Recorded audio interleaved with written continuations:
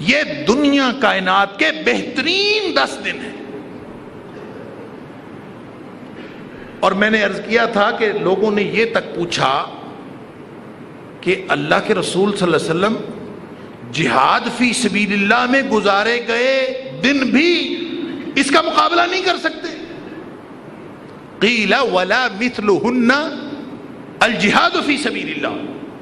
جہاد فی سبیل اللہ میں گزارے گئے، حالانکہ وہ تو سب سے افضل ہیں.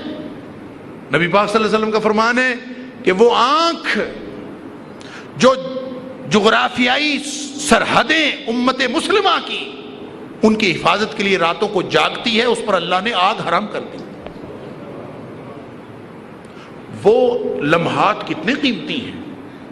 لہذا صحابہ کرام نے سوال کر دیا، اللہ کے رسول صلی اللہ علیہ وسلم جہاد، فرمایا جہاد بھی نہیں مقابلہ کرتا الا من عفر وجہہ، سوائے اس شخص کے، الا من عفر وجہہ فی التراب، ہاں کوئی گیا اور شہید ہو گیا، جان سپرد کر دی اور اس کا چہرہ لتھڑ گیا مٹی کے ساتھ، تو پھر وہ تو بڑھ سکتا ہے ان 10 دنوں میں کیے گئے عمل سے، وگرنہ کوئی نہیں بڑھ سکتا.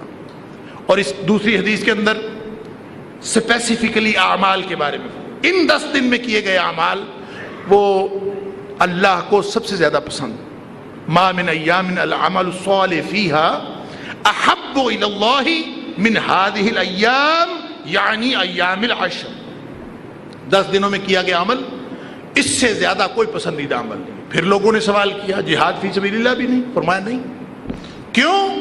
فرمایا ہاں وہ بڑھ سکتا ہے جو اپنا مال بھی لے کے گیا، من خرج بنفسہ ومالہ، سارا مال اکٹھا کیا، جان بھی دونوں لگا کے آ گیا، واپس کچھ نہیں لے کے آیا. ولم یرجع من ذلک بشیء، کوئی چیز بھی واپس نہیں لے آیا، نہ جان واپس آئی نہ مال واپس آیا. دونوں اگر اللہ کے راستے میں لگ گئے تو وہ تو بڑھ سکتا ہے ان 10 دنوں میں کیے گئے عمل سے، اور کوئی چیز نہیں بڑھ سکتی.